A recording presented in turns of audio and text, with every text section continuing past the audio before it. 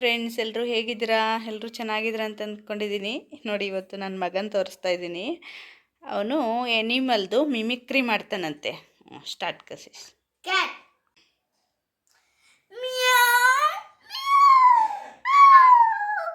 Dog. Bow, bow, bow, bow, bow. Goat.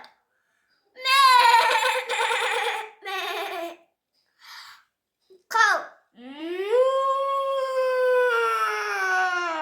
Tiger. ಇನ್ನೊಂದ್ಸರಿ ಟೈಗರ್ದು ಇನ್ನೊಂದ್ಸರಿ ಮಾಡು.